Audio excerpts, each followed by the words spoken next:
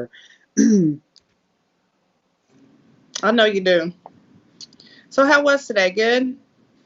Today was good. Yeah, today was good. I don't even know what was today. Today's Saturday, right? Yeah. Yeah, so Today I was know all good. these days are the same. Yeah. I'm really looking forward to today because I'm like ready for my days off. So, but Mm, we still got I stuff to see it. do. Like, you see, okay, cool. Yeah, we still got stuff to do, like, tomorrow. But I don't really consider that work. I consider that church. So for me, that's more Yeah. church stuff. But yeah, like, I'm ready for like my days off. So I just got to do some like e-readings before I tune out, and then that's it. And then I can chill for the rest of the day and relax and chillax and do all that stuff. I didn't know you were going on vacation. You going I'm on not on break? vacation. No, I ain't going on vacation. Hey y'all. Hey Lola. Hey everybody. Everybody's popping in now. I No, I see ain't him. going on vacation. I just came back from vacation. How am I going to go Yeah, you back did. on? Huh? Yeah, because I took like almost 2.5 weeks off because I needed it. I ain't never taken that much time off in my life. So for me, like even one week and not working is a big deal. For me to go 2 weeks, and it's not like I wasn't working because I was still working I when I was know. on vacation. So I was still working on vacation. But when you got stuff that you are working towards, that's what you're doing, right? Hmm. Trust Mm-hmm. me, I know. I'm like, I'm taking a Mm-hmm. break. Meanwhile, behind the scenes, I'm like toiling away at something new. Trying to like, yeah. Hey everybody, hey y'all. All right, so sorry we're late. I ran behind. Michelle ran behind. She had family she couldn't get rid of, so we had all kinds of stuff going on. But we're here now, and we're going to talk for a little bit. So we're going to talk for a good 20, 30 minutes, maybe at the most, and then I will start doing readings for y'all. So y'all can hang out. You want to come back in 30 minutes, I will be doing readings in about that time. So, but y'all can start asking questions now. Y'all can talk to us while we're chatting and say something. I may see your message while we're talking, whatever. But that's it. So yeah. Yes. Yay. So tell me about this regression. So Michelle had herself a regression. I don't even know what the hell happened because I didn't know what the focus was going to be. So how did that go? First of all, you had a regression with Suvani. Suvani's the regression therapist that I've used that I love, and I've sent so many people to Suvani because she's amazing. So how Yeah. was that? What was that process like? Yeah, she was really incredible. And I've already Mm-hmm. sent like three people over there too. So I'm Mm-hmm. like, everyone should go see her because she is incredible. But it was really cool. Like, okay, so when we first started talking, I guess it was maybe last week or so. We were chatting and sharing, and I was like, well, I think I want to try past life. And then as we started to talk, I was like, you know what? I think I'm going to do the inner child. And she was like, okay, your choice. And I was like, that's what I want to do. And I just felt like it was time for me to like do it. Yeah, I mean, yeah, it was there. She was offering it. And I had set an intention, like, I think in July. And I was like, I just want to show up. yeah, So I was like, okay, here's an opportunity. So just do it. yeah. And it was epic. That's all Yeah. I'm going to Well, say. with the regression part, like with the regression part, you don't have to tell us too much personal details because I mean some of that might be real personal. But like with the regression part, like what were you expecting to happen with that? Because I mean, for me, I went in the very first regression I ever had was back in Houston, and it was with Melanie Harrell, and she, regressed me. She walked me through like kind of a visualization meditation type thing, took me into this inner world, and then walked me through the process of connecting to these pieces inside of myself that I didn't even know existed. And so when I did it, I was doing it for past life regression. But what was that process like for you? Like, what were you expecting from that? um, I was scared, but I was like, because Why were I've you never done scared? anything like that. I don't know, because I have anxiety and everything is like doom Yeah. and gloom. Duh. Did you think that like So your head like, was gonna pop off or start like spinning in circles or something? Or no, I thought it was going to be like way more traumatic for me to go do it. You know what mm, I'm saying? Like I mm. thought I was going to be like, and then like be curled up in a ball afterwards Right. instead of feeling like whole. Yeah.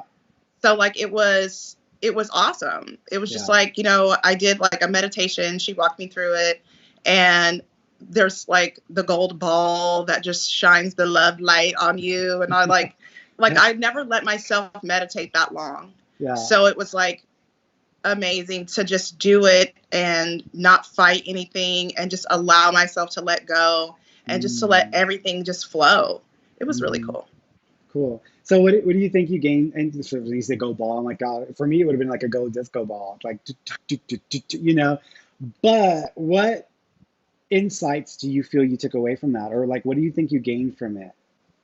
Well, like I told, I think like the internet, but it's like I just built a solid bridge, because I have been doing this since like shit, July or something, June or July of like last year, Mm, in the shadow work journey.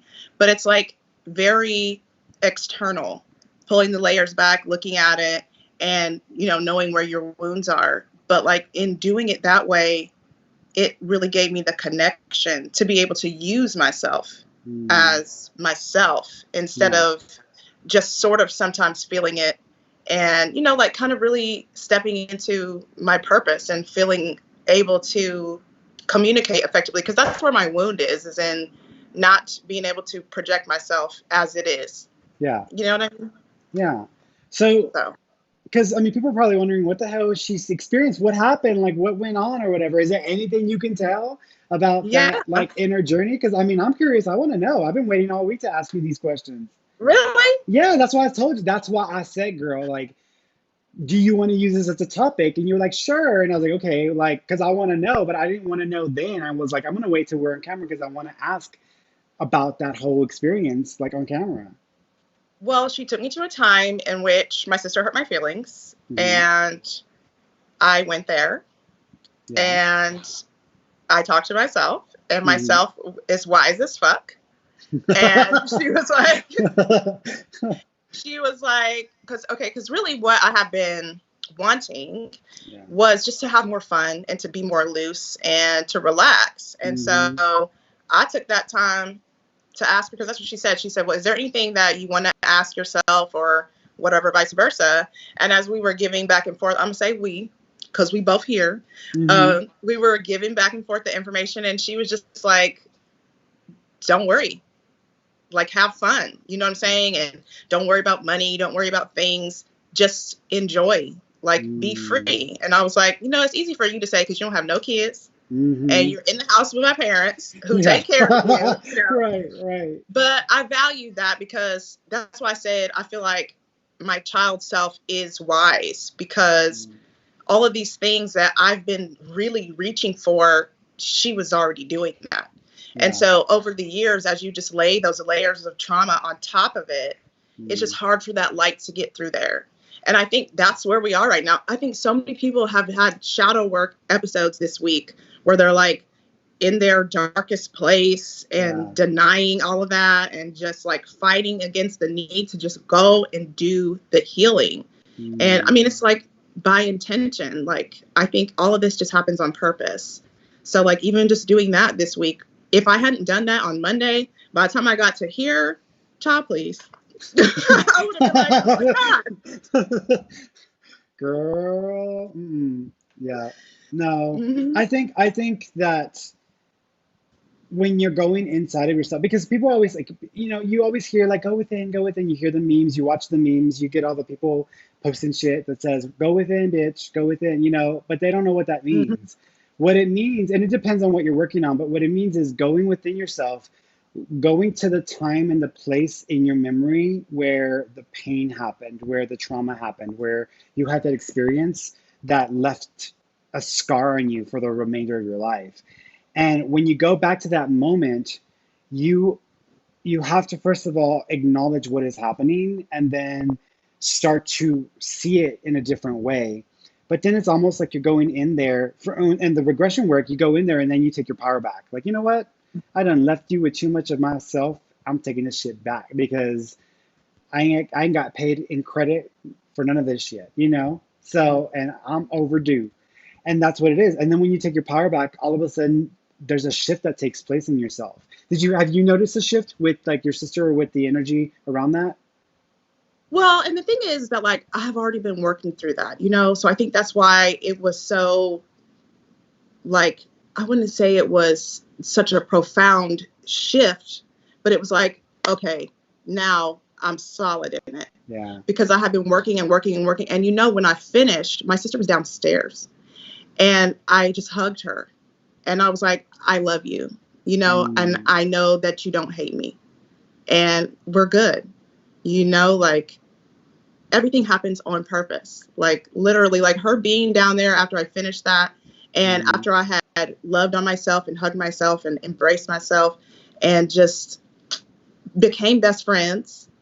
And for her to be down there, it was like, yes, thank you. And it just goes back to our miracles. Like I needed that confirmation that I'm doing the right thing and doing this mm, work. So like I've had actually really awesome conversations with other Black women, because that is why I was trying to heal the wound, mm, because it was tough for me to build relationships with them. And like that's one of the groups that I'm trying to help. So if mm. every time somebody comes to me, I'm like, well, can I trust you? Are you about to flip on me too? I'm Yeah. not going to be able to do what I need to do. So yeah, I mean, I've seen a major shift, and that's why like every time someone's like, "Oh my God, you seem so," I'm like, "Go see this lady," because if you've been doing your work, something like this Hmm. is absolutely going to help push you to the next level.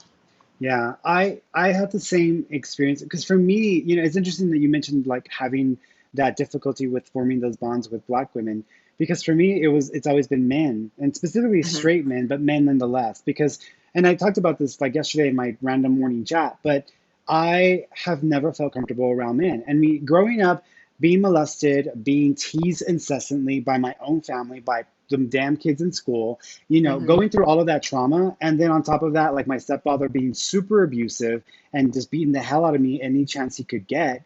And then on top of that, like me being rejected by my own father because I never met my father. He didn't want to know me, he wanted my mom to have an abortion. And she said, no, I'm Catholic. Do you not know who I am? Like, I'm Catholic, Right. So she wasn't going to have an abortion, but she, she had to raise me on her own. And so I didn't have a father for several years. I had uncles and stuff and my grandfather, but my mom was it. And I remember crying to her all the time, like, why doesn't my daddy love me? Why doesn't my daddy want to be a part of my life? But I didn't know who he was because I'd never even seen him. And then when I was 6 or 7, was having a birthday party. We had our Ninja Turtles attire because my aunt, she made, it was me and my 3 other cousins, and I was Donatello because I was Mm. the intelligent Ninja Turtle. So I was the intelligent one of the cousins. And so I was Donatello, and then and also I didn't believe in like violence and gore, so I like the Aw. sticks. Yeah, so that's where that came in as well. But I had my Ninja Turtle shirt, 7 years old. They all had their own Ninja Turtles. So the Ninja Turtle theme, like birthday party, cake and everything. And my dad was supposed to come and be there. I was going to be the first time I was ever going to meet him. I was super nervous, super excited because I was like, I'm going to meet my dad. I'm going to finally get to meet him. And like a part of me inside my head was like, if he can just see me or know me, he's going to love me. Like he's going to Mhm. love me if he just knows me. And so I knew that that would be the case. And then he was supposed to be there. Like we started the party, the event, it was at my grandpa's house. The party started like around 10, 11 o'clock in the morning. Kids party, they had food, all kinds of snacks. We're playing around and stuff like that. But the time is going by, the day's going by. We started to get to around 4 o'clock in the evening, and then all of a sudden, it's getting starting to get dark now. Mhm. Sun's starting to go down now, and at that point, I'd already been like, is he gonna come? And so my mom had never been able to talk to him directly because my mom was his mistress and he was still Yeah. married. So for Yeah. him to even acknowledge that he had created a son or had a son, so I think it was hard for him to probably get away from his family.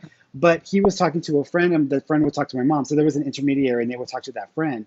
And he had told the friend that he wasn't going to show up because he had a flat tire.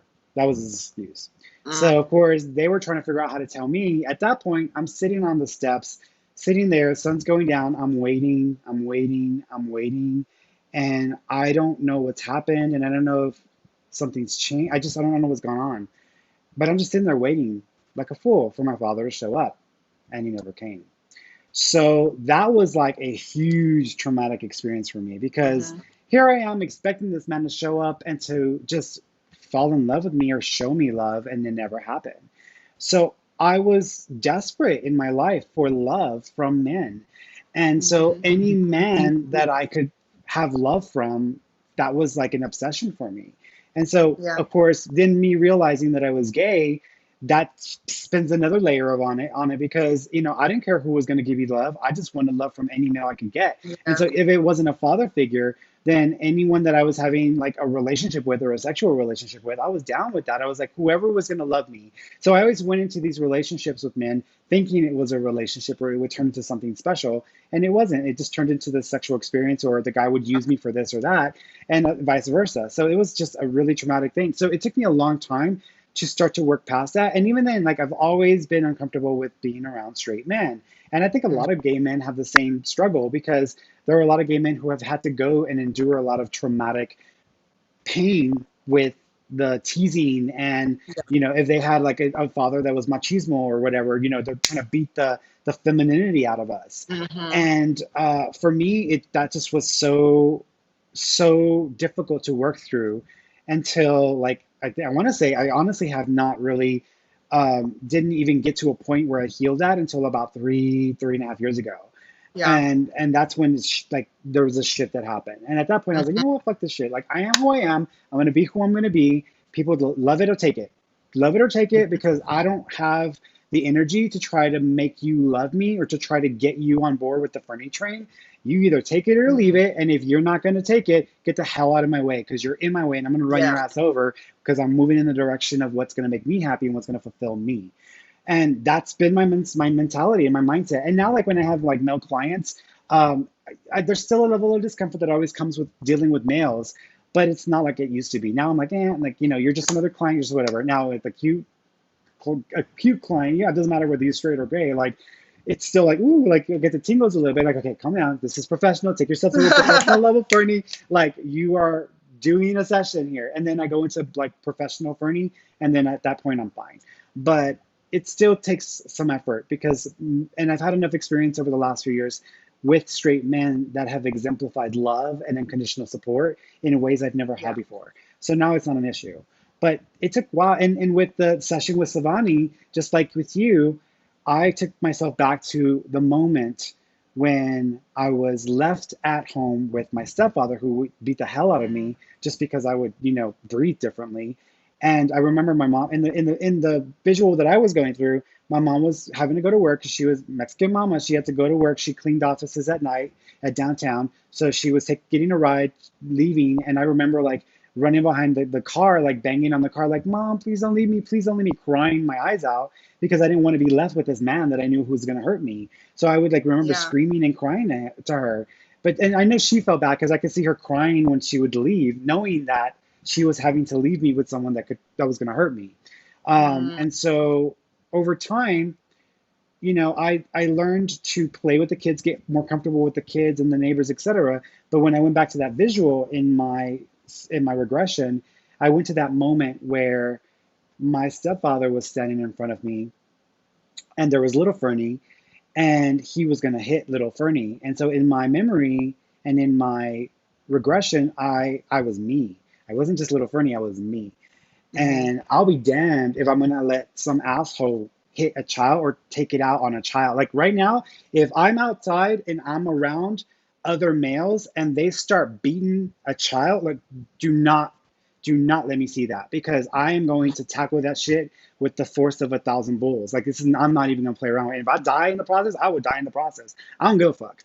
But I'm not gonna let that about to happen. And so in my visual, I took myself as I am now, and I put myself right between my stepfather and myself as a child. And I told him, and I said, you will not touch this child. You will not Mhm. lay a finger on this child. I will not allow you to take anything from this child. And so he disappeared. He went away in my visual. And then I turned to little Fernie and I said, baby boy, you are beautiful. And I love you. And you're going to be amazing. Do not let this break you. Do not let this turn you into someone you are not. You are perfect just the way you are. And it's not your fault that this is happening. And it's not your fault that mom made this bad choice. You are Mhm. still loved, and mom still loves you. So I was talking to myself. Yeah. And what was interesting is I've come to a place in my own healing where when I think about those experiences, I don't feel the pain anymore. And that has been something that has taken years to get to, where I can go back to when I was molested. I can go back to by the preacher who was molesting me. I can go back to my stepfather beating me. I can go back to these moments where I was abused and treated like absolute shit. And it doesn't hurt when I think about it. And Yeah. I can see it, and I can actually see the spiritual and like developmental value that came from that, because that made me strong. I mean, that made me like a rock. And so Mhm. I wouldn't wish that on anybody. And I'm not trying to have somebody go through that to have to build themselves up. But it Right. is the nature of our human reality, right? We're here in human form, having these human experiences because they are meant to develop and to allow us to evolve into something. And so I can think about those things and they don't break me now. They don't make me sad. They don't make me cry. They, Yeah. when it comes to like watching a male beat a child, like I get angry because I'm not about to let a child be hurt by someone else. Actually, I remember like this one memory. I was visiting my mom, and the neighbor was there, and she was taking babysitting these kids, and she had her own grandchildren there, and her grandchild was crying because she's lighter skinned, and the other little girl that was being babysit was dark skinned. She was a dark Hispanic girl, and the lighter skinned girl got more attention. She got more spoiled. Mhm. She was treated, it racism in her own fucking Colorism. culture, own fucking Hmm. culture, right? And she took the toy out of the dark colored Mexican girl and gave it to her granddaughter, who was the light little girl. And I said, absolutely. I stopped her, and she was a grown woman. I said, absolutely not. I said, you are not going to teach this girl that she is not worthy or valuable and that she is undeserving of that. And not only that, you just taught this other little girl how to be a spoiled brat, and that the answer no is not allowed for her. So I'm sorry, but Right. we're not doing that today. So I grabbed the set and I said, no. And I told that little white girl, no, really Hmm. clearly. And I said, you are not allowed to receive this because you have not earned it and you are not going to have it today. And I took it Hmm. and I gave it over to the little dark skinned girl. And I went up to her and I said, and she's looking at me like, what? Like, she don't know what's going on. But I said, hi, sweetheart. And I like went down to her level and I was like, you are precious. You are beautiful. Hmm. You deserve good things. And I gave her the toy back. And I told her, and I said, never let that happen in my eyes again because I will not accept that. It's unacceptable for me. And so after that, she was like, I'm not messing with Fernie, you know? But it's like, but it's the lessons start at that age. You know, we start teaching Yes. people what their worth is and what their value is. And you got to know these people, they like, you have these people who like glorify one child or one, color over another. And that's like all over the damn place. Yeah. Mm. And I'll tell you another thing too. Like honestly, this weekend, this last week, just has been shadow week. Like last night or yesterday, I found myself getting triggered by something, and I was like, Mm. huh. And so I thought about it, and I was like, well, let me try it. So I just sat here and I did the thing, and I found myself at my aunt's house where I went today to see my Mm. family. Mm-hmm, mm-hmm. And so I picked myself up and I saved myself, was my own hero, all of that jazz, right? Mm-hmm, mm-hmm. Well, today I went over there because she's been sick with dementia. She actually called me in June and said, I need you to pray for me. And she never has talked to me like that ever. Yeah. So that was how I knew, okay, something's going on.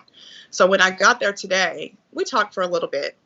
And then she was like, what happened to that little girl that was with you that you just had? And I was like, what do you mean? And it was so weird. Like, even though I know she's losing it or whatever, Mm-hmm. but it was like confirmation to me that I was in the space I needed to be in for that soothing that I was requesting last night. Mm. You know what I'm saying? Just Yeah. for her to even mention that. And I was like, that is epic. And so I went out to the grass where I have these ideas to build this healing center, right? Mm-hmm. And I saw a black butterfly. And I Mm. was That's like, pretty. oh my goodness. And I followed it into this caged area. And when I got there, I didn't see it, but there was an orange butterfly there. And Mm. I said, oh my God, we really can turn from dark to light and transmute that Mm. and turn it into Mm-hmm. power.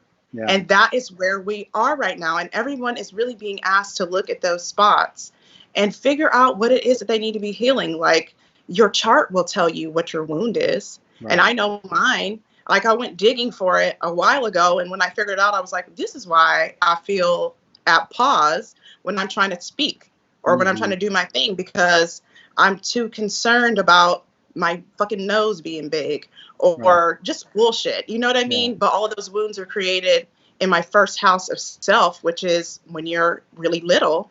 All of Mm. that stuff, just like you were saying about my sister needing to be there for me to get that beating so that I could Hmm. jump over it and do what I need to do here. So like it's Hmm. just really been an incredible week. And I'm sending everybody to Savani. Yeah.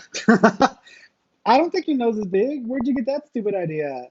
Well, I feel like it's been pretty much this size since I was a kid. So like, I just felt like it was kind of big, and like everybody else in my family had like a small nose. So, Mm. like little dumb shit like that will create a Mm. huge obstacle for you as an adult. Yeah. Like really stupid, like my hair being different textures and not curling up at the same rate. Like you see this hair that just is like not doing what it's Loose. supposed to do. That's Like that would okay. bother me. That's I okay. know Add a it. little, add a little. What you do is you get a little, you get some beads. You take some beads So it's and then you like, just add it there and just say, no, baby girl, this hair is the representation of how I may line up, but I still am unique and I have something different to offer the norm, and just put a little bead there, right. put a little rope or something, put a little Christmas ornament, whatever you got to do Something. to feel fucking special, like you do it. Yeah. And Yeah. that's another thing is like you'll see me um overdoing it. Like people be like, Mm, "Oh, she's so vain," but like I need that. You know what I'm saying? mm-hmm, Because like that, mm-hmm, I'm still gonna have to be every day telling myself, "You don't have to be a star. Just show up. Just show up. Just mm-hmm, show up." Because that's my wound. And mm-hmm, I'm owning that. I know myself, and I'm accepting it. So I'm gonna do what I have mm, to do. yeah. I think that if a lot of people would endure, like go through the process of examining like some of those really painful experiences, I think that a lot of people would see things in a different way once they move past the pain and past the trauma. Because the pain and the Mhm. trauma, that's the first layer of the experience. Every experience we have here in the physical world, every experience we have here in life is a layered experience. The first Mhm. layer is the human reactionary experience, which usually is pain, joy, pleasure, whatever. Then once you peel back the onion and you look into the next layer, there is another representation of what you're sustaining or what is there that needs to be examined and looked at. So when you peel back just the pain of it, and then you look back like, okay, well, I was in a position where I felt like a victim, or I felt like I was being taken advantage of, or I felt like I gave away my power to this person or to that person. Like that's the second layer of the situation. And then so it's almost like trying to find your power and all that, trying to find like, and then when you peel it back again, there's almost like, okay, well, what else is there? And then that's where you start to get to some real core issues. And I think most people, they are so connected to the surface layer, the first layer of the trauma, they can never move past that. And so they're looking for relief, but they're looking for relief outside of yourself. Like you need to go within, and that's what we talk about, going within. Because if you're trying to Mhm. find the relief on the outside through food, through sex, through relationships, or through the experience of love, or the idea of love, or being obsessed with you, because people tend to, I think a lot of people don't know what the hell love really is, because they're Right. so, yeah, it's like infatuation is the same as love. No, it's not. No, it's not. Like love is not conditional. Love is unconditional. We've added conditions and Mhm. layers to love, but it's not that. But I think if Right. people go back and they examine themselves and go within, they will start to dig it a little bit deeper. Like when I do like the psychic exercises with my students, I have to walk them through this process where they tune in.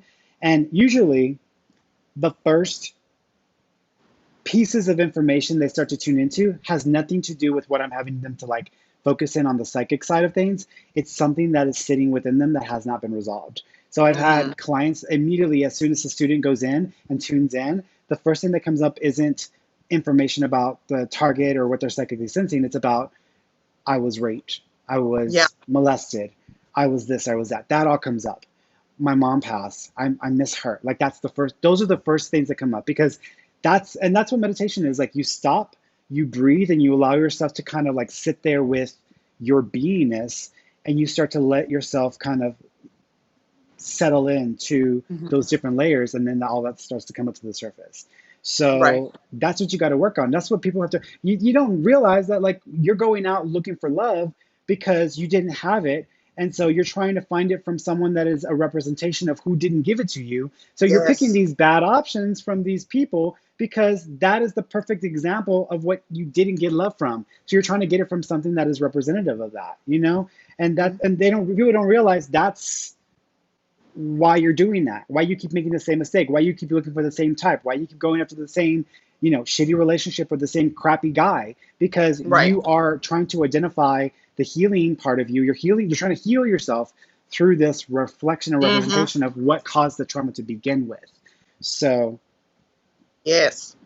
girl, Exactly. calm down, girl. Your head's about to fall out. I was like, girl, what's going I on here? can't She's stop having it. nodding. She's having it. So, I'm mm-mm. feeling it just because that's Girl, it. I mean, like I said, yeah. even in talking to my aunt, like she is pretty much the reason why I went to go start shadow work, Mm-hmm. because I was like, you act like her and she is mean as fuck.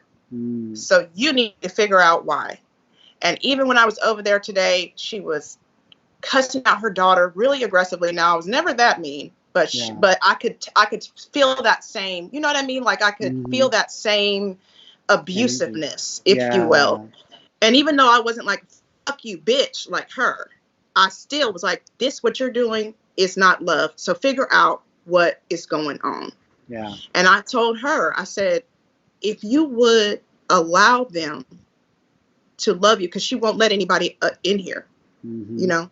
Mm-hmm. So she has all her animals and all her dogs, but she Mm. doesn't love herself. And like she told me that she was like, well, sometimes I see things like if I'm at the store, I'm like, that lady's about to fall down. The lady falls down.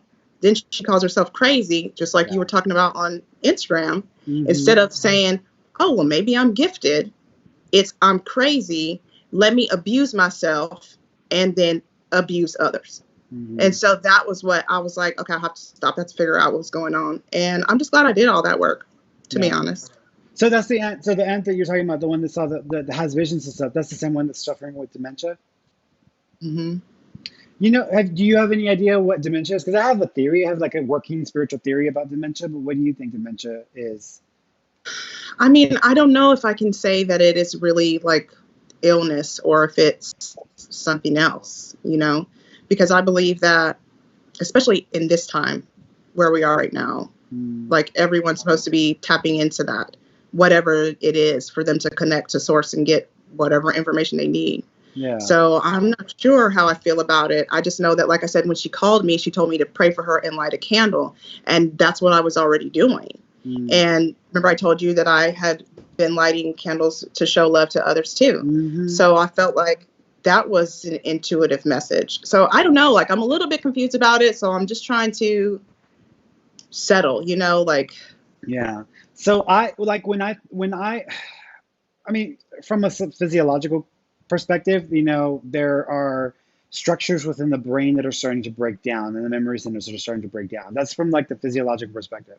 But like from the spiritual perspective, what I believe and what I've started to see more evidence of is that people who are going through like the struggle of dementia or that are starting to forget isn't they are because they are sick or ill where it's something that they don't have control over. I feel like it's a deep seated desire within their human beingness to no longer remember, to no longer feel, because our memories bring us pain.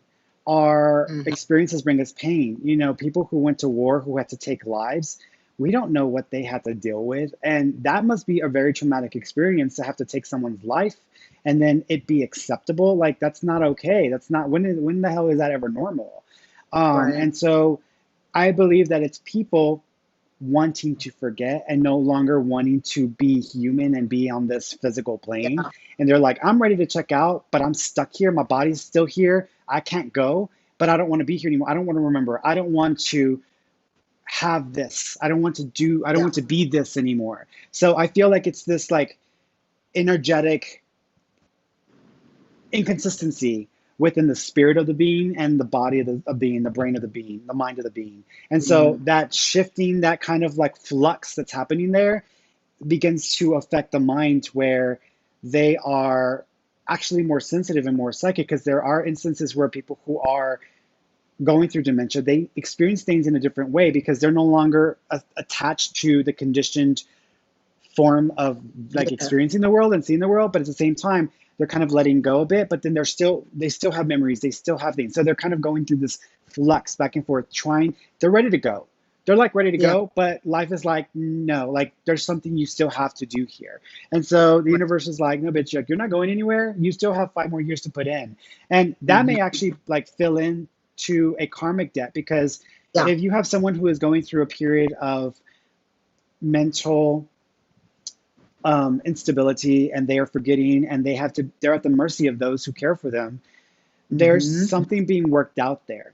And Yeah. people can take advantage of them, but people can also take care of them or love them. And for some people, if I had a father, let's say my father had been a part of my life and he was this bastard, and he becomes and I just stayed away from him, and then he suddenly gets sick, and then I take it upon myself to be there to take care of him while he's going through his dementia.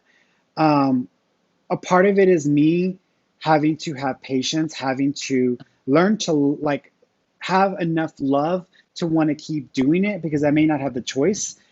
So Yes. having enough patience and love to keep forcing myself past the trauma that he caused, past that anger, past the Right. rage I may have or the resentment. So it's having to work past that.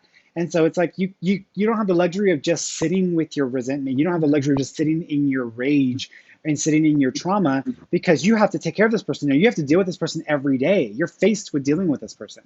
So you have to Yeah. push past it. On the other side of it, what if this person was this awful person, in their life, and all of a sudden they've been abandoned by their Hmm. family. No one wants to take care of them, and they're at the mercy of those who have to deal with them, and they are having to endure some of it. Like, I feel like to some extent there's some karmic stuff being worked out there, but at Yeah. the same time, like it is. I believe there's all these different, and you can't generalize the condition with just one idea. I think that there's so Hmm. many complexities around that, but I think that for the most part, there's different things being played out there. Would I want to go through that? Hell no, I don't want to go through that. And that's one of my like fears, one of my like concerns, because in my life, like my family, like that's the one thing that they all deal with is mental illness. And Hmm. my great grandfather, who was born on the same day I was, he went through dementia. And he went through it when he was like 50. So I mean, that's Yeah. really young. And I'm like, oh no. Like, and for me, that's my one thing. Like, my one thing is I never want to get to a place where I lose my mind or I don't know who I am. And Yeah. I've even told my partner, like, if I ever get to that point, we're not dragging this shit out. Like, take me out. Like, if there's karmic work that has to be done, I'll deal with that shit on another lifetime. I ain't doing it this lifetime. Ah. Like, I will take a credit and take care of it in a different way, in a different form, in a different lifetime. You drag my ass up to Oregon and you take me out. Like, I mean, that's just what I would prefer. And we have agreement. Like, if we get sick, it's terminal. We're not putting ourselves through years of pain and struggle and trauma. To hell with it. Like we're out. And so that's the agreement that we have. So I don't want to have to go through something like that. And I think I've endured enough pain in my life. I think I've earned the right to, if it's time and shit's wrong and it ain't working anymore, then that's it. I'm not going to deal with this. And like, I know people who, they don't want to be bedridden. And I mean, like, Yeah. I've talked to enough spirits where they may have actually brought on their own passing because they found out or got a diagnosis, and they didn't want to live with the reality that they may be bedridden, or they may have to be dependent on other people just to wipe their ass because they can't even get up and use the bathroom. Yeah. And so I get it. Like, I totally get it. And that's why, like, I have no judgment around people just like, okay, I don't want to suffer. I get it. I totally get it. Like, there's limits to suffering on this world. So, Yeah. Absolutely. And I really do agree with you. And I think that's what's happening here. And yeah. like, I love my family so much and they just are toxic. And I feel like if I'm here to help others, well, why not begin with them? Even if they aren't ready to take their own steps, at the very least, I can say, okay, on the surface, stop being so mean to this one. You love yourself a little bit more. So Yeah. like I took her, my cousin, and took her, to go get her some hair stuff and stuff like that. Just very basic, but like that's what they need Yeah. because no one has ever said those words or done that work. It's just always been everyone's kind of closed off. And of course, she doesn't want me to talk about this, but Yeah. I'm like, this is me too. This is my life too, Mm, like, and if I have to feel shame because of something that's going on, then I'm not going to be able to serve my purpose or love myself the way I need Mm-hmm. to. Mm-hmm. So, if we have to do some really tough work, then we just do. Yeah. I really wish that this was something that we as a culture in this country were doing, because I think it's one thing to do shadow work as an individual, but I think this country needs to do some shadow work. And I think that's actually what's going on that Jim. level. We're doing shadow work as a country, and it ain't pretty and it ain't fun. And, you know, we're having to stand up to our own demons. And Yeah. at this point, those demons are not hiding out somewhere under a rock or in a tunnel in the ground somewhere, burning in eternal damnation or flames. Like, the demons are right in front of us, staring right back at us, telling us that we are the ones Yeah. who are undeserving of love. Like, I mean, that's what it is. And it doesn't mean that everybody's evil or that everybody is a bad person. It just means that people are fucked up and that they don't realize the shit that they are putting out into this existence, into this world, into Hmm. this, and that they need to be accountable to that. And I think that's what the shadow work is, making ourselves accountable as people on this planet, in this world, in this country, and starting to hold ourselves accountable to the lack of love, the lack of respect, the lack of dignity, the lack of appreciation, the lack of all of that. And Hmm. starting to say no more. Like, we must get this shit right. You know, we got to get it right. Yeah, Mm. I agree. That's all I have to say about that. Well, I love you, and get back on with your day. And let me get on with these people Okay. because they're ready to I stone know. me for not doing readings, Everybody because wants to know what happened today, Uncle. So yeah. y'all tell them. All right, Mama. I'll talk to you later. Okay. All right. Bye. Bye. Bye, y'all.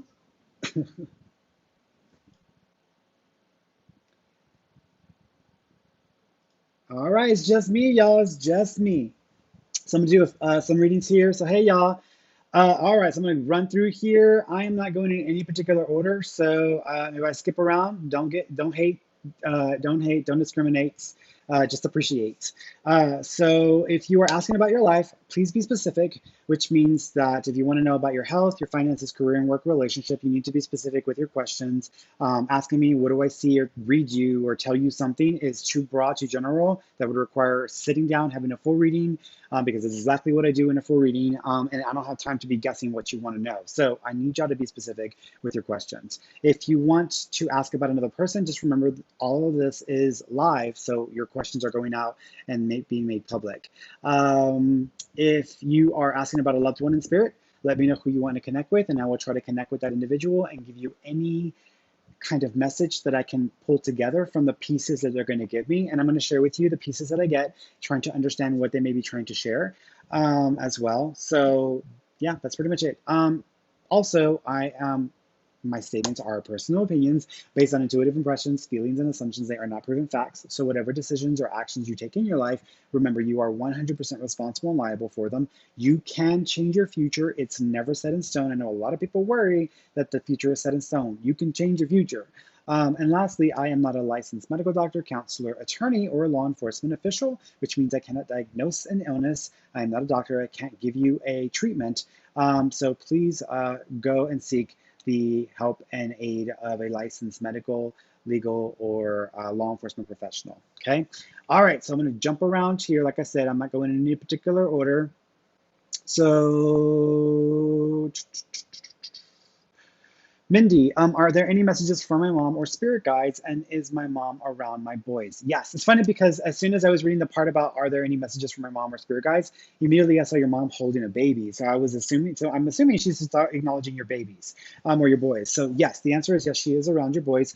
She also makes me feel, it's funny because she wants to dance with you. So I don't know if y'all danced together, if she liked or enjoyed like just having a good time, or she's actually trying to show me that she can walk around or move around and she has the full faculties of her body. But she's almost doing that because she's making me feel and she's wanting to kind of get down a little bit. She also, I don't know if you remember the Chevy Chase and the twist. It's twist again. Like that's how I feel like. I feel like doing the twister. So that's what I'm seeing as well. So she's acknowledging that. She also keeps referencing like red or pink and yellow flowers. So I don't know if you did something for her that has reddish, yellow, reddish, pinkish, and yellow flowers together, or there's something about red and yellow flowers or floral thing together, but she's showing me something like that. So there's a reference to that as well. She's showing me the number 11. She's also showing me the number 12. So the month of November or the 11th of a month is connected, and the month of December or the 12th of a month is connected as well, because she's showing me that as well. She is showing me butterflies as well. So you are going to have experiences, and you may encounter butterflies as a symbol from your mom. Okay. Um, Erica. Um, Erica. So, and this was Mindy, by the way. I forgot I can click on here. So that was Mindy. Look how pretty Mindy is. Okay. Let's go over to Erica here. Erica Salvadera Love. Do you foresee the other two storms hitting Houston? Girl, I don't even know what to think anymore. Because I mean, like we talked about the storms last episode, and I mean, I've already been sharing and giving as much guidance as I can. I honestly do not know what to expect when it comes to the storms going to Houston. All I know, and this is the only thing that I've been able to sense, and this is because of my dreams, okay? All I know is that this year, within a relatively short period of time, I expect that Houston, the area of Houston, is somehow going to be affected by something that is going to cause me to want to tell my sister to possibly leave the city or get out of the city and leave whatever she can behind and just take what she can with her. So at some point, something's going on with Houston where I'm telling her to get out of Houston. This is after COVID, because I had this dream after COVID. So that's one. The second one is my friend in Austin, which is nowhere near the coast and nowhere near Houston, telling my friend in Austin, you need to just leave whatever behind and it almost felt like something was going on and it hadn't happened yet, but it was beginning, and there was enough concern with people in the areas that I was telling them to leave. So that's what I was seeing in my dreams, and then also having fear of my mom and feeling like I want to move my mom or move her to a place that feels safe, and feeling like mad, like feeling sad and feeling bad because I felt like I abandoned her in the dream and left her in Houston. So those were the dreams, right? And so I don't know what to make with that, because I was thinking, okay, it's either going to be something not catastrophic, I don't want to say catastrophic, but something that is definitely affecting the operations or the normal operation of the cities, both Houston and Austin, um, and me wanting my family to get out of those areas. So I wasn't sure if it was something natural, like a storm, which would make more sense. But with Austin, that doesn't make as much sense because, I don't know. I don't see a storm go to Austin. Or something happening with like more violence and people starting to get so rowdy, and all of a sudden we start having people fighting and shooting each other up in the city, and it becoming so like crazy that people are wanting to get out of the city, right? So that's the other thing. So I don't know. I don't know if it's going to be one or the other, but I feel like it is one or the other. But the only other thing that I still haven't seen was when I kept seeing the visual of the Navy medical ship, the one that was in New York when the COVID was happening, but the Navy medical ship pulling into port in Houston to help with the overflow or the extra amount of people who were needing to be treated for something, but I didn't know what. So I didn't understand some of those pieces, and all these pieces that I'm describing, they may actually be, because those are two separate dreams that that I was sharing with you. Then that vision was something else that I was seeing more towards the middle, like towards the middle end of COVID. So I thought that maybe was going to be COVID related, and actually looked it up online, and they were going to send a ship to Houston, and they had already requested it, but then they canceled it last minute. So that was actually going to happen, but I don't know if I was just seeing that. And if I'm just that my dreams are representations of people and anxiety and fears and me worried and being concerned, or if it's actually something's coming. So again, and with the storm and what just happened with Laura, that didn't happen. Nothing happened to Houston. Nothing happened to Austin. It hit Louisiana. So I don't know. I don't really know what to say about that, because for me, when I try to tune in psychically to something that is affecting people that I care about, my psychic ability goes to shit in a handbasket, and it's hard for me to focus because my biases and my fears, my worries, start to block my ability to some extent. So I don't know. I really don't know. I would say that, I mean, I'm going to take a guess. I want to say that maybe one of them will hit the coastal area of the US in the Gulf. I think the other one may go off somewhere else. So that's what I'm going to say. I may think is happening. Um,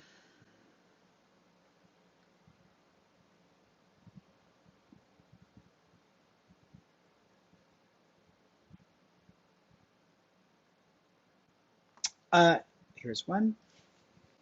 A, a J a J May 1999. Hi Freddie, my mother is moving next week. Does my grandmother have any messages for her? And my uncle's birthday is coming up. Does he have any messages? As far as I'll stick with the grandmother because I'm getting more of the female energy. So the grandmother immediately she is acknowledging. First of all, she showed me three dates actually. There might be three separate dates of significance, which means there might be like two birthdays and a holiday, or three birthdays, or three special dates or dates of significance around the same time.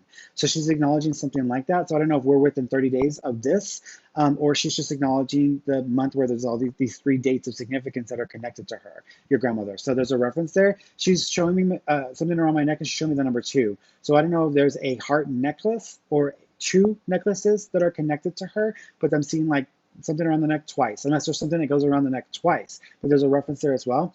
Your grandmother also makes me feel like she was ready to go, and that she had been uncomfortable. So I don't know, the way I want to say is like, it feels like being in my body, but I'm uncomfortable. I don't feel comfortable in my body, and I feel achy and I feel pain. So your grandmother's making me feel like she was already feeling aches and pains, or she was really struggling with her body and pain before her passing, and she makes me feel like she was ready to go. She also keeps referencing the number 17. I don't know if January 7th is connected or the 17th of a month is connected, because there's a reference there as well. She also keeps referencing, it's funny because she's mixing something, or I don't know if your grandma had a habit where she would like be with a cup and she would always be stirring, or she'd be clicking, clicking, clicking the glass, or there's something about the way that she preferred to stir something, or she was just, because she's doing this. But I feel like, I don't know if I'm clicking or I'm just stirring the way I'm stirring, but there's a reference there as well. She also talks about this pie or this pudding. It almost reminds me of banana pudding, but I feel like it's a different flavor. So this might be a different flavor pudding, but it's almost like something that she would have been known for, that you may have tried to make recently, or that your mom may be trying to make, but she's referencing this thing as well. So she's acknowledging that as well. Okay. Let's see. She is with your mother, and she says the move is the best thing at this time. So she's acknowledging that. Okay. Here's one from Peggy. Hi, Ferny. Any messages from my spirit guide? Yeah, so your spirit guide. So I feel like your spirit guide. So here's the thing. You need to, it's funny because even though you have a picture where you're like vacation or you're relaxed, your spirit guide is actually wanting you to like make more of an attempt to take it easier on yourself, because I don't know if you've been stressing yourself out or pressuring yourself to stay more active, or to try to push yourself to be more active or take on more physical stuff, but your guide is wanting you to actually pull back and like start to focus on being more at rest or getting more rest, because they're making me feel like you're overdoing it, and you may get to the point where you're pushing yourself so hard where you start to have issues with your nerves, or possibly, and I'm seeing the nerves, so I'm feeling that whole nerve stuff and face stuff. So I want to say you need to take it easier on yourself, because they're wanting you to make sure you take care of yourself. Also, they've been trying to communicate with you in dreams. If you have been hearing the sound of a woman or been seeing a woman in your dreams and not really knowing who that is, that may actually be your guide trying to communicate with you, or trying to come into your dream and show themselves in a way to you that you can accept them, because there's a reference there as well. They're also doing this, so I don't know if you've been trying to journal or write something out with your guide, but they're also saying keep doing this or focus on more of this, okay?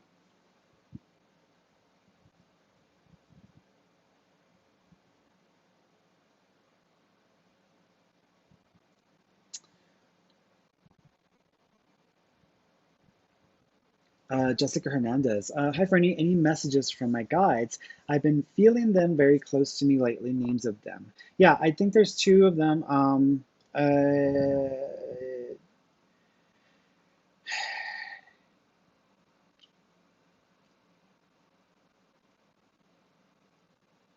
Ga- it's almost like Gandhi, but it's not Gandhi. It's like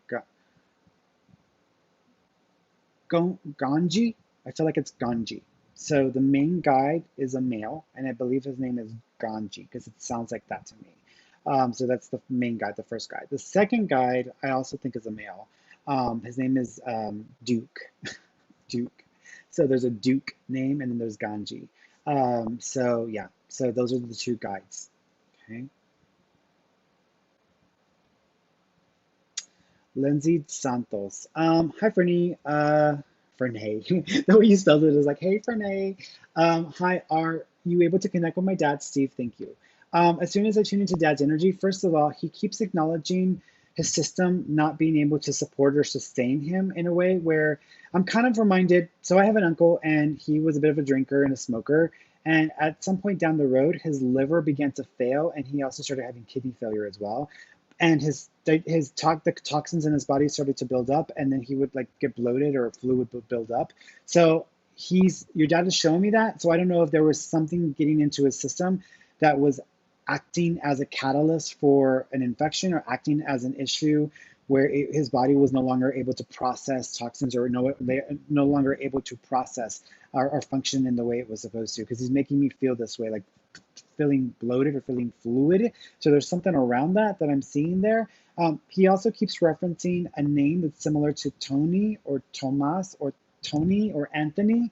So there might be a Tony or an Anthony name connection to either your dad or to you, because he's bringing that name up as well. So there's a reference there. He also keeps showing me the number 22. And I'm also seeing 12 or December. So December or the 12th of a month is connected somehow. He's also referencing 22. So either that would be February 2nd, or the 22nd of a month may also be significant in some way. You know, sometimes like when you're looking at the time or you're seeing numbers and you see repeating numbers, he's making me feel like he's been trying to give you repeating numbers because he's acknowledging that. He's also doing this. So I don't know, there's a bracelet or something that would go around the wrist that would be connected to dad because he's making me feel this way. He does make me feel like he should have taken better care of himself, or he should have done more to prevent the situation, because he makes me feel like he could have prevented things or he could have done more, and he's apologizing for that. So he's making reference to that. He also keeps acknowledging it's funny because he's putting a crown over your head. And many times when I think of that, I think of someone like royalty or princess. So I don't know if he's thought of you as princess or called you the queen or the princess, but he's almost like making me feel this way with you as well. There's a baby in spirit also. So I don't know if there's a baby that was miscarried, lost, or terminated, or if you're trying to have a baby and he's letting you know to keep trying because there's a baby waiting. But there's a reference to this baby with him in spirit. Okay.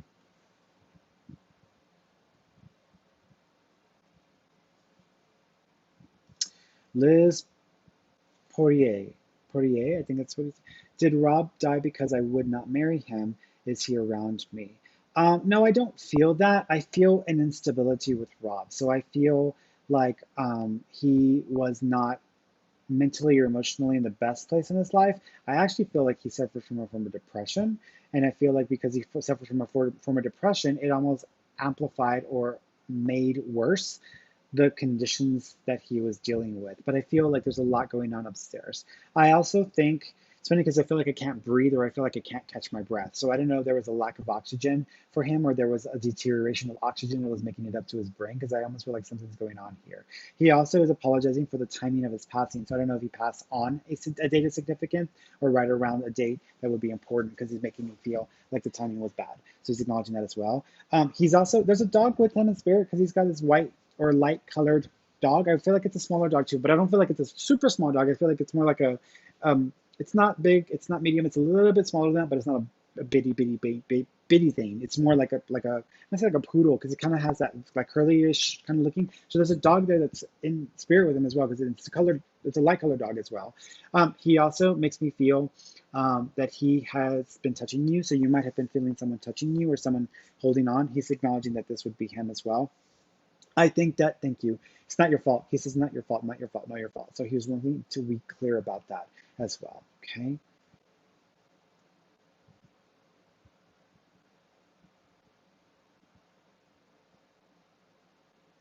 El Dolan. Hi, Ferny. Do you see me going back to university or entering a new profession? Or entering a new profession? Time frame, appreciate it. Thank you. Yeah.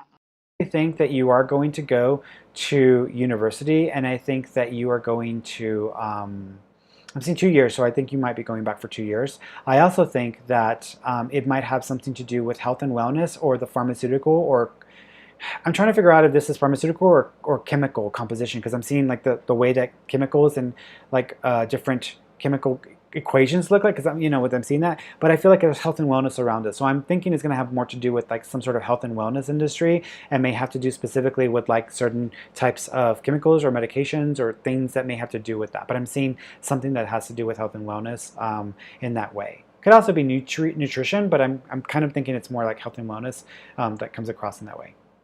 Time frame. You asked me for time frame. I think that you are going to go back in about a year and 7 months. So I want to say probably 2022 is when you do it.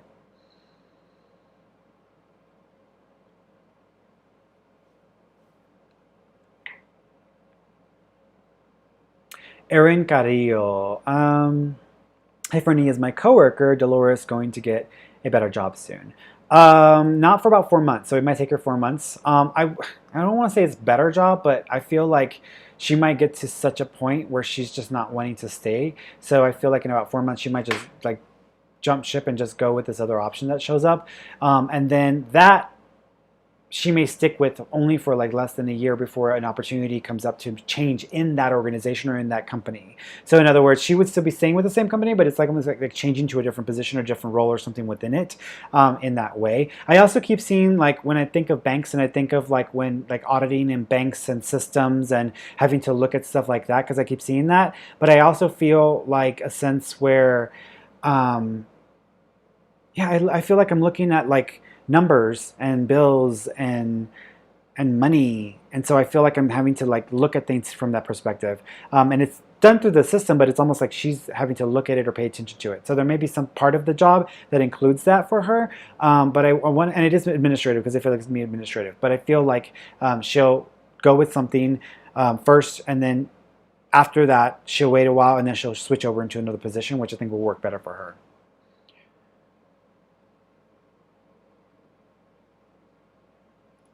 Alexandria Fox. Hey, Franny, is there any messages from my mom?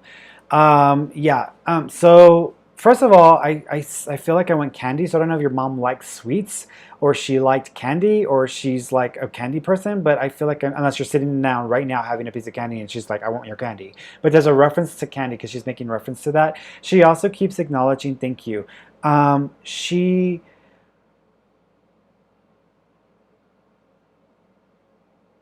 okay. I feel like something's made her feel ill or dizzy.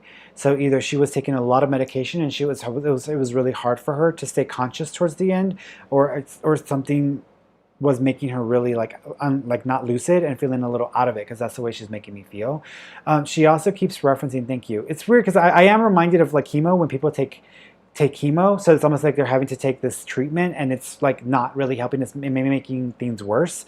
But I feel like it's got to do with the blood, so I'm not saying so much that it's in one spot in the body. I feel like I'm wanting to go through the blood in the system, or the blood is having to be circulated a certain way, and the stuff is like having an impact on me, or I feel almost dizzy or tired in the way because that's the way she's making me feel. There were two females that came to get her, so she's acknowledging that two women in the family came to get her. I want to say it would be like a mother and a mother-in-law, or like a mother and like a mother's sister. But there's like two women that came to get her because she's referencing that. She also is acknowledging the red roses in the picture. So there might be a picture of her with red roses next to it, or a red rose in the memorial thing because she's showing me that in that way. So she's referencing that as well. She's also talking about the name Sylvia or Celia or Sylvia or Selena.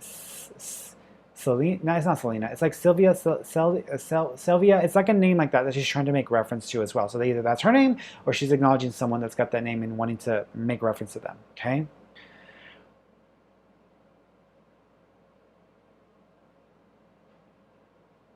Ashley, I have been seeing the numbers 737 everywhere. What does this mean? 737 is usually, I think it's actually the type of airplane, because the 737 is a type of airplane. It could actually mean that there is change coming, or you're going to be relocating or moving, and just go with it. So there might be some like location changes that might be coming up for you in the near future, and it's almost like go with the flow, go with the flow, go with the flow. I do think that there might be changes, but it may happen in about 3 months. Robin Sellers. Darling, do you see me changing jobs? I want to say yes, but I feel like it might not happen until next summer. So even though you might be trying to like get that rolling soon, it may not happen until next summer, because I feel like next summer you're learning new skills, or you're learning and going through a training, or going through like, so I'm assuming that you've started a new job next summer. Okay.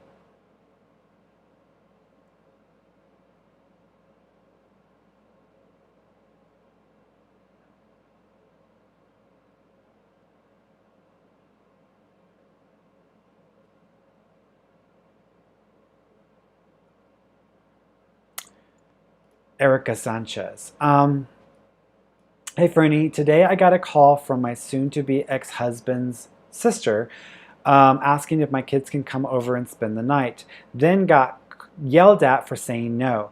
These people, including their father, haven't called or checked on my kids all year. Can you tell me what their intentions are? I'm sensing some shadiness. I think it's shady too. I don't think the intention was, hey, the kids need to come over so we can like have fun and catch up. No, I don't think that at all. I actually think that they're just trying to manipulate and use the kids against you. So I feel yeah, I feel like you need to be careful. I also think that any conversations or any interaction with those people in that family, you need to be recording because I feel that I almost feel like they're gearing up for some sort of custody issue or trying to make some claims. So I kind of want you to be prepared for that. So I would just like really record the conversations because I don't feel great about that either. Okay.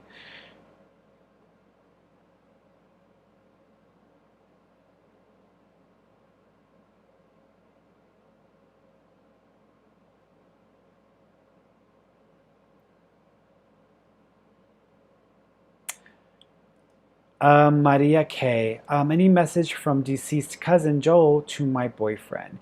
Yeah, I'm hearing music, so I don't know if he dedicated music to him or he actually played music to him.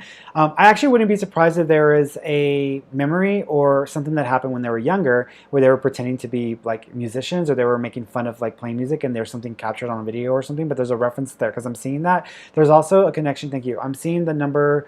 Um,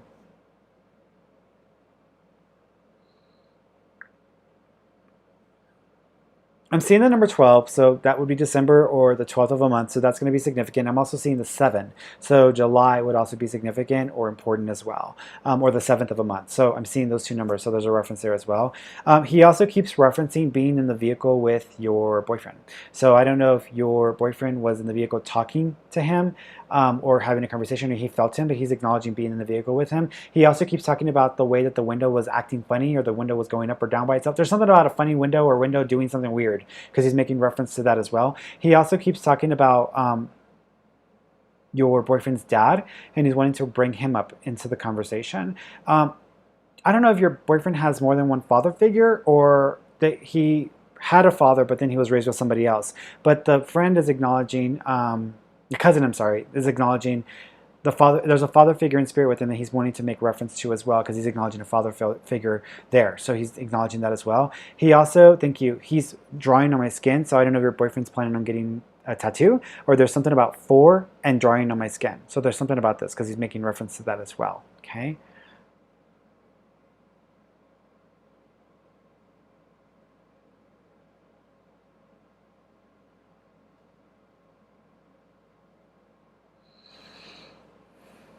Hmm.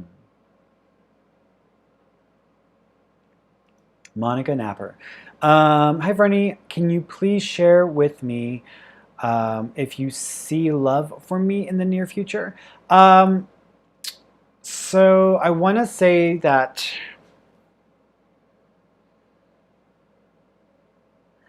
So I feel like you have an opportunity for a relationship and a significant relationship in about 2 years. I want to say it's like a year and 9 months because it's around the end of a two. It's close to 2 years, but I feel like it's not exactly 2 years. So I want to say in about a year and 9 months, there's an opportunity for love or connection, and then that is going to be complicated. If you can work through whatever the complications are, whatever the circumstances are that may make it complicated, if you can work past that, that could stick. I'm feeling like you probably will not be able to work past the complications, or you may just decide that's not going to work for you. Then I think there's another opportunity that comes up in about 5 or 6 years. So there's the first one, and then there's the second one. So you actually have two opportunities, in my opinion, for love or something significant and long term to come around for you. Okay. All right, guys, I'm getting close to my time here.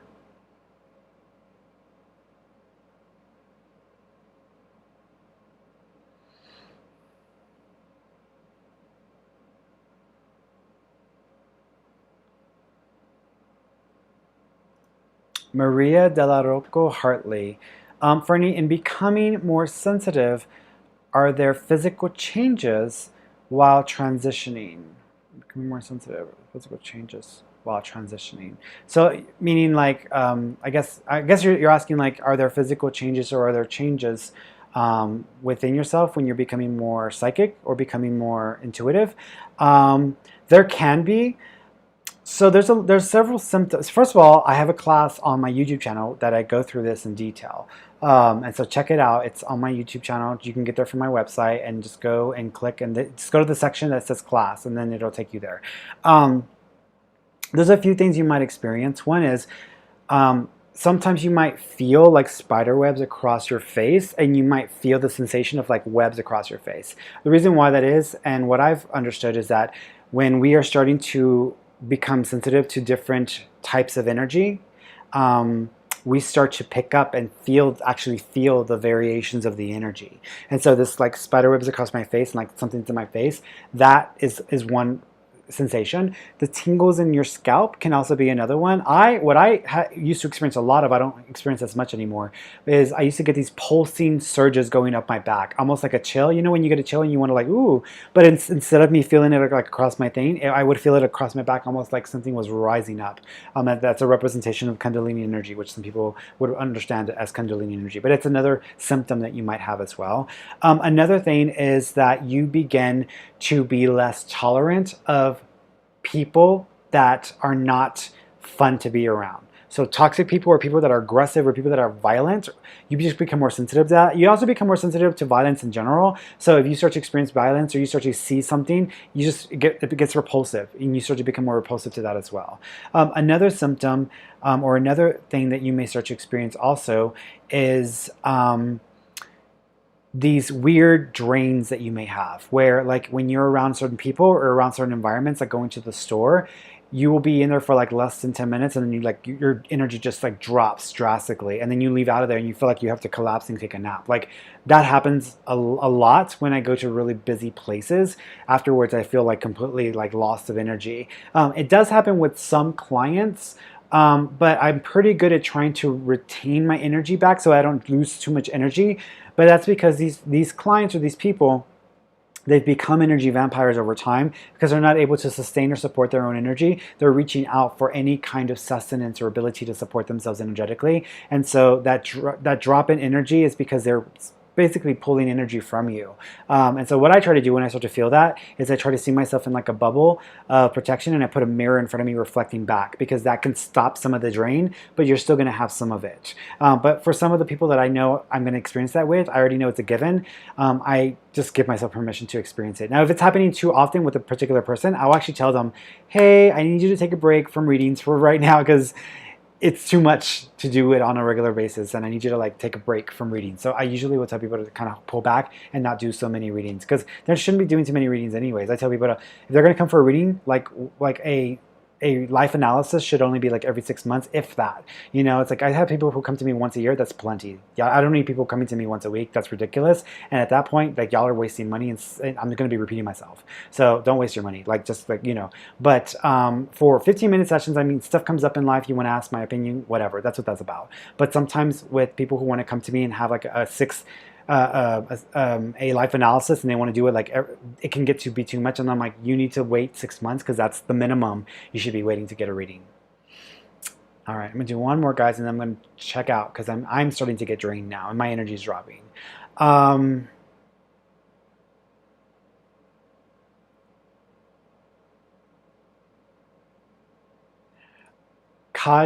Khadija, I think that's how you say it. How can I heal from sadness? I have suppressed memories. Someone said I need catharsis crying. What would trigger me to have it? Thank you. I've never heard of catharsis cry. I have no idea what that is. Because I don't know what that is. Here's what I would say. First of all, I want you to get your hormones checked, because I do think that there's a hormonal imbalance going on where your pituitary gland may not be producing enough serotonin, or you may not be having enough of the vital hormones that you need to feel normal. So I want you to go get your hormones checked, your endocrine system, because that's a hormonal system in the body with your pituitary gland. Another thing that I want you to do is I want you to make a little bit of a change with your diet, because I feel like you're not getting enough greens, leafy greens in that have high iron levels, or that are higher in iron, like spinach. So I want, or even kale, but I want you to start to incorporate more leafy greens in, because I think that will help with some of that as well. Also, I do think that I would suggest going and having a regression because I think that regression work is super important. That's what me and Michelle were talking about earlier. And I think that can help you go back to the point where the sadness started so you can start to recoup and bring that back into a state of empowerment. So going to a past life regressionist or a regression therapist, reputable one in your area, you can go to one, you can do it on Skype. I do mine on Skype, so I don't ever go to someone in person. So doing that, I think, will help you to get back to a place of awareness and empowerment so that you can start to take some of that energy and start to use it to get back to a state of stability. Okay. All right, y'all. I love you all. I will see you next Wednesday on Instagram, and I hope you guys have a good weekend. Also, I'm going to be on Instagram tomorrow for our Course in Miracles study group, because we're doing that tomorrow, and then we also do our Many Lives, Many Masters, which we do talk about, and the book is about like regression work. So we're doing that tomorrow as well. So check that out tomorrow. Okay. See y'all then. Bye bye.